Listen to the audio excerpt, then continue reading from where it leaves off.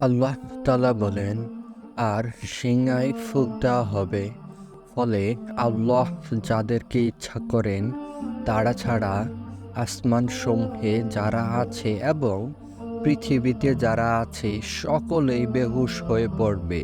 তারপর আবার সিংহায় ফুঁক দেওয়া হবে, তখন তারা দাঁড়িয়ে তাকাতে থাকবে আর জমিন তার রবের নূরের আলোকিত হবে। আমলনামা উপস্থিত করা হবে এবং নবী ও সাক্ষীগণকে আনা হবে। তাদের মধ্যে ন্যায় বিচার করা হবে এতম অবস্থায় যে তাদের প্রতি জুলুম করা হবে না। সূরা আজ-জুমার।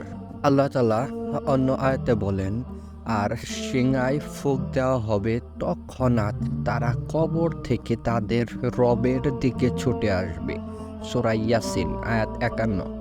আল্লাহ তাআলা অন্য আয়াতে বলেছেন, আর যেদিন সিংহায় ফুঁক দেওয়া হবে সেদিন আসমান সমূহ এবং জমিনে যারা আছে সবাই ভীত হবে, তবে আল্লাহ যাদেরকে চাইবেন তারা ছাড়া।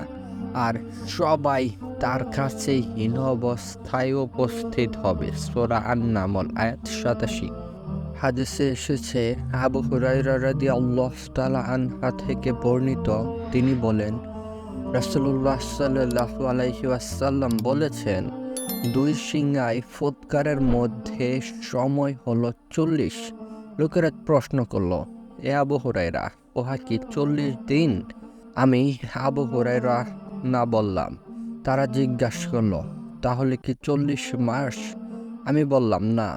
তারা জিজ্ঞাসা করল, তাহলে কি ৪০ বছর? আমি বললাম, না। রাসূলুল্লাহ সাল্লাল্লাহু আলাইহি ওয়াসাল্লাম বললেন, এরপর আল্লাহ তাআলা আকাশ থেকে পানি বর্ষণ করবেন। তখন মানুষেরা জেগে উঠবে, যেমন উদ্ভিদ উদ্গত হয়। মানুষের দেহের কিছুই অবশিষ্ট থাকবে না, থাকবে শুধু মেরুদণ্ডের একটি হাড্ডি।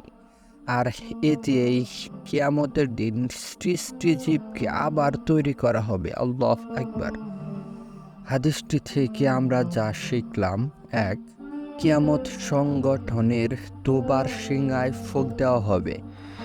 সহিহ বুখারী ও সহিহ মুসলিম বর্ণিত এই হাদিসটি থেকে আমরা যা জানতে পারলাম, অবশ্য বেশ কিছু আলিম ৩ বার বা ৪ বার সিংহায় ফুঁকের কথা বলেছেন, কিন্তু আল কোরআনের আয়াত ও সহিহ হাদিসটি দ্বারা প্রমাণিত ২ বার সিংহায় ফুঁকের বিষয়টি অধিকতর বিশুদ্ধ। ২. দু ফুৎকারের মাঝের সময় ৪০ দিন, না মাস না বছর? কোনটি আসলে উদ্দেশ্য?